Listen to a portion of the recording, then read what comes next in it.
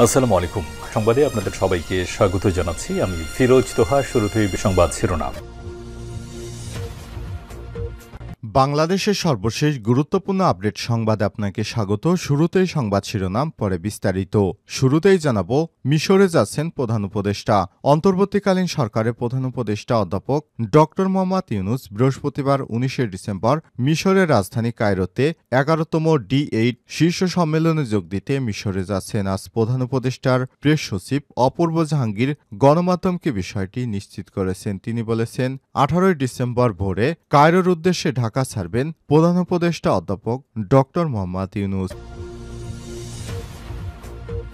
এরপর জানাবো, ২০২৫ সালের মধ্যেই নির্বাচন চায় বিএনপি।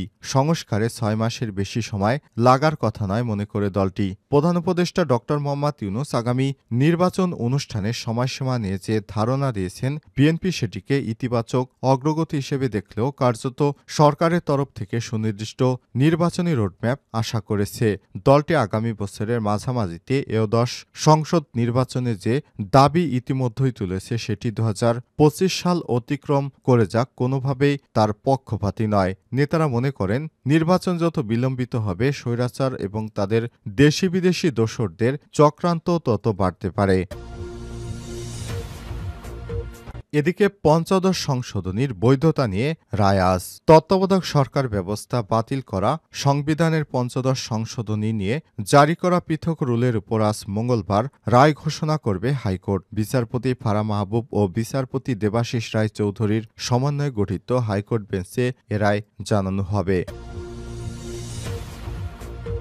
এবারে জানাবো, স্কুলে ভর্তির লটারি আজ যেভাবে জানা যাবে। দেশের সব সরকারি বেসরকারি স্কুলের প্রথম থেকে নবম শ্রেণী পর্যন্ত শিক্ষার্থী ভর্তির লটারি ফল মিলবে আজ মঙ্গলবার ৭ই ডিসেম্বর। আন্তর্জাতিক মাতৃভাষা ইনস্টিটিউটে স্কুলে ভর্তির লটারি হবে। এরপর শিক্ষার্থীরা যে মোবাইল ফোনের মাধ্যমে ভর্তির আবেদন করেছেন, সেখানে SMS-এ ফল জানিয়ে দেওয়া হবে। এছাড়াও নির্ধারিত ওয়েবসাইটেও ফলাফল জানা যাবে। প্রথম থেকে নবম শ্রেণী ভর্তিতে এবার সারা দেশে প্রায় ১০ লাখ শিক্ষার্থী আবেদন করেছে। এদিকে বর্তমান সরকার জোর করে ক্ষমতা নেয়নি, আমরাই দিয়েছি। বিএনপির স্থায়ী কমিটির সদস্য নজরুল ইসলাম খান বলেছেন, এবার হাসিনা পতনের পর যে পরিস্থিতি সৃষ্টি হয়েছিল, বিএনপির যে জনপ্রিয়তা, চাইলে বিএনপি দায়িত্ব নিতে পারত, কিন্তু বিএনপি বলেছে, আমরা তো নেব না, জাতীয় সরকারও যাব না, ইন্ডিপেন্ডেন্ট লোকেরা রাষ্ট্র পরিচালনা করুক, তাদের নেতৃত্বে নির্বাচন হোক। সেই নির্বাচনে যদি জনগণ বিএনপিকে সমর্থন দেয়, তাহলে বিএনপি দায়িত্ব নেবে। বর্তমান সরকার জোর করে ক্ষমতা নেয়নি, আমরাই এই সরকারকে ক্ষমতায় বসিয়েছি। বিএনপি বারবার নির্বাচনের মাধ্যমেই দায়িত্ব গ্রহণ করবে। বিএনপি অন্যায়ভাবে কখনোই ক্ষমতা দখল করেনি, ভবিষ্যতেও করবে না। বিএনপি সাধারণ মানুষের জনসমর্থন নিয়ে তারপর নির্বাচনে জিতে ক্ষমতায় বসবে। এবং সর্বশেষ জানাবো, ইসরায়েলে আবারও হাইপারসোনিক ক্ষেপণাস্ত্র ছুড়ল ইয়েমেনের প্রতিরোধ যোদ্ধারা। ইসরায়েলে আবারও হাইপারসোনিক ক্ষেপণাস্ত্র হামলার দাবি করেছে ইয়েমেনের প্রতিরোধ যোদ্ধা হুথিরা। তারা এ হামলাকে সফল দাবি করলেও ইসরায়েল জানিয়েছে, তাদের সীমান্তে ঢোকার আগেই ক্ষেপণাস্ত্রটি ভূপাতিত হয়েছে। খবর আল জাজিরা। গাজায় ইসরায়েলের হত্যাযজ্ঞের প্রতিক্রিয়ায় হুথিরা এই হামলা চালিয়েছে। গাজায় যুদ্ধ না করা পর্যন্ত ইসরায়েলকে লক্ষ্য করে ধরনের হামলা অব্যাহত রাখার ঘোষণা দিয়েছে তারা। হুতি বিদ্রোহীদের মুখপাত্র ইয়াহিয়া সারি গতকাল সোমবার ১৬ ডিসেম্বর টেলিভিশনে দেয়া এক বক্তৃতায় বলেছেন, ইসরায়েলের মধ্যাঞ্চল লক্ষ্য করে একটি ক্ষেপণাস্ত্র হামলা চালানো হয়েছে। হাইপারসনিক ক্ষেপণাস্ত্রটির নাম ফিলিস্তিন-২। প্রিয় দর্শক, এতক্ষণ শুনছিলেন সংবাদ শিরোনাম, এবারে বিস্তারিত। তবে তার আগে বন্ধুরা, অনুরোধ থাকবে এই সংবাদটিতে একটি লাইক দিন।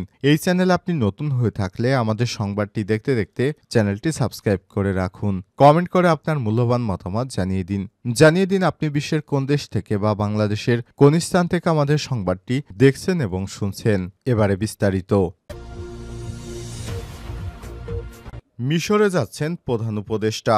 অন্তর্বর্তীকালীন সরকারে প্রধান উপদেষ্টা অধ্যাপক ড মোহাম্মদ ইউনূস বৃহস্পতিবার ১৯ ডিসেম্বর কায়রোতে ১১তম ডি8 শীর্ষ সম্মেলনে যোগ দিতে মিশরে যাচ্ছেন। প্রধান উপদেষ্টার পেশ সচিব অপূর্ব জাহাঙ্গীর গণমাধ্যমকে বিষয়টি নিশ্চিত করেছেন।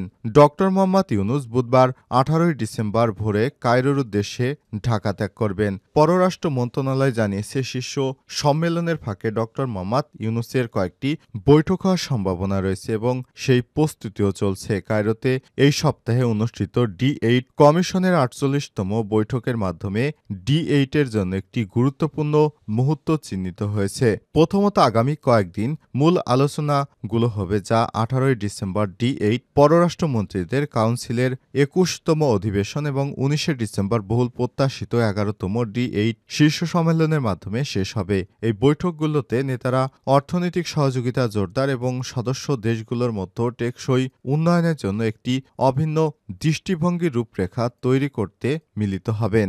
ডি8 অর্গানাইজেশন ফর ইকোনমিক কোঅপারেশন, যা ডেভেলপিং এইড নামেও পরিচিত, সংস্থাটি বাংলাদেশ, মিশর, Indonesia, Iran, Malaysia, Nigeria, Pakistan ও তুরস্কের মতো পারস্পরিক উন্নয়ন সহযোগিতার জন্য প্রতিষ্ঠিত। সম্মেলনে ড ইউনূসের সঙ্গে ইরানের প্রেসিডেন্ট মাসুদ পেজেশকিয়ান, তুরস্কের প্রেসিডেন্ট রিসেপ তাইপ এরদোয়ান, ইন্দোনেশিয়ার প্রেসিডেন্ট প্রাবোও সুবিয়ান্তো, পাকিস্তানের প্রধানমন্ত্রী শেহবাজ শরীফ ও মিশরের president Abdel Fattah al CC উপস্থিত থাকবেন। ২০২৫ সালের মধ্যেই নির্বাচন চায় বিএনপি। সংস্কারে ৬ মাসের বেশি লাগার কথা নয় মনে করে দলটি। প্রধান উপদেষ্টা ড মোহাম্মদ ইউনূস আগামী নির্বাচন অনুষ্ঠানের সময়সীমা নিয়ে যে ধারণা দিয়েছেন, বিএনপি সেটিকে ইতিবাচক অগ্রগতি হিসেবে দেখলেও কার্যত সরকারের তরফ থেকে সুনির্দিষ্ট নির্বাচনী রোডম্যাপ আশা করছে। দলটি আগামী বছরের মাঝামাঝি বা তারও আগে ত্রয়োদশ সংসদ নির্বাচনের যে দাবি ইতিমধ্যেই তুলেছে, সেটি ২০২৫ সাল অতিক্রম করে যাক, কোনোভাবেই তার পক্ষপাতী নয় বিএনপি।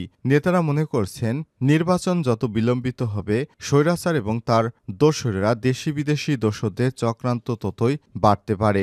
গতকাল বিজয় দিবসে জাতির উদ্দেশ্যে এক ভাষণে আগামী নির্বাচনের সম্ভাব্য সময়সূচি নিয়ে একটা ধারণা দিয়েছেন প্রধান উপদেষ্টা ড মোহাম্মদ ইউনূস। ভাষণে তিনি বলেছেন, মোটা দাগে বলা যায় ২০২৫ সালের শেষ দিক থেকে ২০২৬ সালের প্রথমার্ধে নির্বাচনের সময় নির্ধারণ করা যায়। গত ৫ই আগস্ট আওয়ামী লীগ সরকারের পতনের পর ৮ই আগস্ট ড মোহাম্মদ ইউনূসের নেতৃত্বে অন্তর্বর্তীকালীন সরকার গঠিত হয়। এরপর একটি অবাধ সুষ্ঠু নির্বাচন অনুষ্ঠানে রাষ্ট্রের গুরুত্বপূর্ণ প্রতিষ্ঠানগুলো সংস্কারে মনোযোগ দেয় সরকার। এ লক্ষ্যে ১৫টি কমিশন গঠন করা হয়, কিন্তু সংস্কার কার্যক্রম এগিয়ে চললেও সরকারের তরফ থেকে নির্বাচনের সুনির্দিষ্ট দিনক্ষণ জানানো হয়নি। এমন প্রেক্ষাপটে গত ২ মাস ধরে নির্বাচনের রোডম্যাপের দাবি জানিয়ে আসছিল বিএনপি। সাম্প্রতিক সময়ে চিন্ময় কৃষ্ণ দাস ব্রহ্মচারীর গ্রেপ্তারসহ কয়েকটি ঘটনাকে ঘিরে দেশ এবং সরকারকে অস্থিতিশীল করতে দেশি বিদেশি নানান রকম চক্রান্ত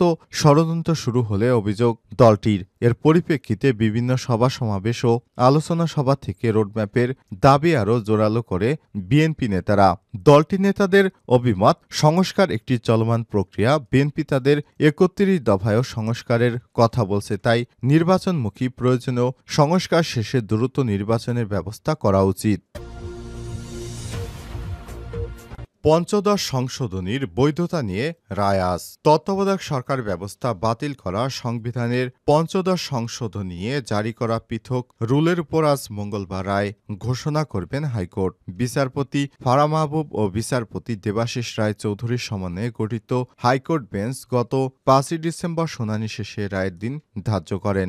গত ৪ই ডিসেম্বর পঞ্চদশ সংশোধনীর বৈধতা চ্যালেঞ্জ করা দুটি রিটের শুনানি শেষ হয়। রিটে পক্ষভুক্ত হয় বিএনপি, জামাত সহ কয়েকটি সংগঠন। প্রায় সবাই তত্ত্বাবধায়ক সরকারের বহালের পক্ষে মত দেন। পঞ্চদশ সংশোধনী আইন ২০২১ সালের ৩০শে জুন জাতীয় সংসদে পাশ হয়। ২০১১ সালের ৩ জুলাই এ সংক্রান্ত গেজেট প্রকাশ করা হয়। এই সংশোধনীর মাধ্যমে সংবিধানে বঙ্গবন্ধু শেখ মুজিবুর রহমানকে জাতির পিতা হিসেবে উল্লেখ করা হয়েছিল। ওই সংশোধনীর মাধ্যমে তত্ত্বাবধায়ক সরকার ব্যবস্থা বিলোপের পাশাপাশি জাতীয় সংসদে সংরক্ষিত সংরক্ষিত নারী আসন ৪৫ থেকে বাড়িয়ে ৫০ করা হয়। এছাড়াও অসাংবিধানিকভাবে রাষ্ট্রক্ষমতা দখলকে রাষ্ট্রদ্রোহ অপরাধ বিবেচনায় নিয়ে সংশ্লিষ্ট ব্যক্তিকে সর্বোচ্চ শাস্তির বিধান যুক্ত করা হয়। আগের মেয়াদ শেষ হওয়ার পরবর্তী ৯০ দিনের মধ্যে নির্বাচন করার বিধান পাল্টে পূর্ববর্তী ৯০ দিনের মধ্যে নির্বাচন করার বিষয় সংযোজন করা হয়।